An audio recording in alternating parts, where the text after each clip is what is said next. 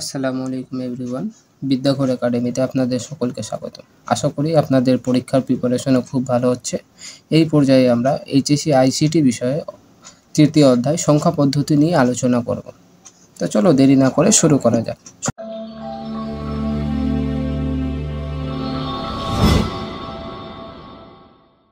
সর্বপ্রথম আমরা দেখে নিব সংখ্যা পদ্ধতিটা। এই সংখ্যা পদ্ধতি আসলে বলা হয় কাকে?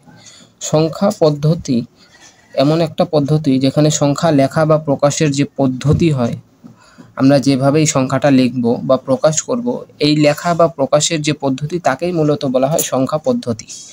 তো সংখ্যা পদ্ধতিকে দুই ভাগে মূলত ভাগ করা যায়। একটা হচ্ছে স্থানিক সংখ্যা পদ্ধতি, একটা হচ্ছে অস্থানিক সংখ্যা পদ্ধতি। এখন আমরা যে বিষয়ে আলোচনা করব সেটা হচ্ছে স্থানিক সংখ্যা পদ্ধতিকে আবার চার ভাবে ভাগ করা যায়: দশমিক, বাইনারি, অক্টাল এবং হেক্সাডেসিমেল। এখন আমরা এই যে প্রত্যেকটা বাইনারি, দশমিক, অক্টাল, হেক্সাডেসিমেল, এই প্রত্যেকটা দশমিকের বা হেক্সাডেসিমেলের অথবা বাইনারির এক একটা ভিত্তি বা বেজ রয়েছে। এই ভিত্তি বা বেজ মূলত বলা হয় কাকে? কোনো সংখ্যা পদ্ধতিতে মোট যতগুলো অঙ্ক ব্যবহার করা হয়, কোনো সংখ্যা পদ্ধতিতে মোট যতগুলো অঙ্ক ব্যবহার করা হয় তাকেই তার বেজ বা ভিত্তি বলা হয়, তাকেই তার বেজ বা ভিত্তি বলা হয়। তা আশা করি আমরা বেজ বা ভিত্তি কী জিনিস সেটা বুঝতে পেরেছি। তা আসলে বেজ বা ভিত্তি কার কত সেটা আমরা জেনে নেব। তা সংখ্যা পদ্ধতিতে আমরা একটা চার্টের মাধ্যমে দেখব যে সংখ্যা পদ্ধতি, ব্যবহৃত অঙ্ক, বেজ বা ভিত্তি এবং একটা উদাহরণ করে আমরা দেখব। তো চলো দশমিকের সর্বপ্রথম দেখা নেওয়া যাক। দশমিকের বেজ বা ভিত্তি হচ্ছে 10। বেজ বা ভিত্তি দশমিকের কত? 10। তো 10 কতগুলো? 0, 1, 2, 3, 4, 5, 6, 7, 8 এবং 9। এই যে 0 থেকে 9 পর্যন্ত যে আমরা ব্যবহৃত অঙ্কগুলো লিখলাম, এটা হচ্ছে দশমিকের বেজ বা ভিত্তি। তো এই যে যতগুলো অঙ্ক ব্যবহার করা হলাম, এটা হচ্ছে দশমিকের মধ্যে ব্যবহৃত সকল অঙ্ক।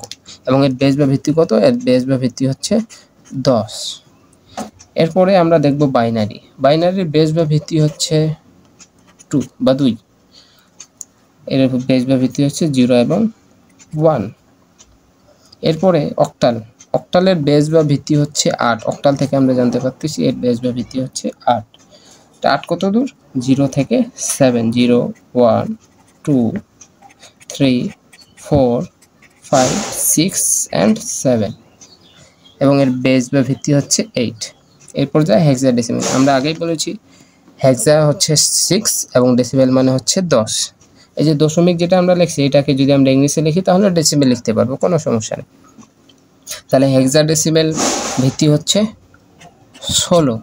তাহলে 16 এখন দেখে নেওয়া যাক 0 থেকে 9 পর্যন্ত। 0, 1, 2, 3, 4, 5, 6, 7, 8 and 9। এখন তোমরা প্রশ্ন করতে পারো 0 থেকে 9-এর মধ্যে তো 10টা হলো, আর 6টা গেল কোথায়? তা আর 6টা হচ্ছে যেখানে A, B, C, D, E, F, এই হচ্ছে 16টা। এখন এগুলোর মান রয়েছে, এর মান হচ্ছে 10, B এর মান হচ্ছে 11, C এর মান হচ্ছে 12, D এর মান 13, E এর মান 14 এবং F এর মান হচ্ছে 15। এই 0 থেকে F পর্যন্ত এই 16টা হচ্ছে হেক্সাডেসিমেলের বেজ বা ভিত্তি। এখন আমরা একটা উদাহরণের মাধ্যমে দেখে নিব। দশমিকের একটা উদাহরণ নেওয়া যাক। এই যতগুলো সংখ্যা আছে এখান থেকে জাস্ট 2টা নিলাম, মনে করে 7 and 6। তাই এর বেজ বা ভিত্তি কত? এর বেজ বা ভিত্তি হচ্ছে 10। এরপরে হচ্ছে আমরা বাইনারিটা দেখি। বাইনারির হচ্ছে বেজ বা ভিত্তি হচ্ছে 2। তার মানে বাইনারিতে 0 এবং 1 যতগুলোই অঙ্ক থাকবে সেখানে 0 এবং 1 ব্যতীত আর কোনো অঙ্ক থাকবে না।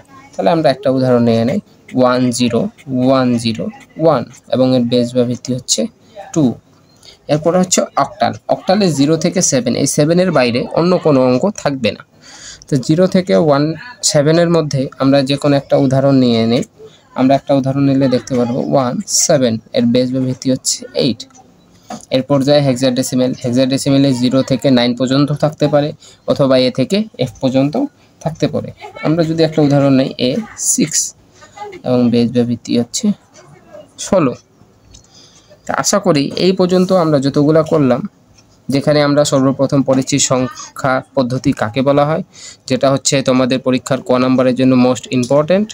এরপরে হচ্ছে ভিত্তি বা বেস কাকে বলা হয়, এটাও পরীক্ষার জন্য খুবই গুরুত্বপূর্ণ।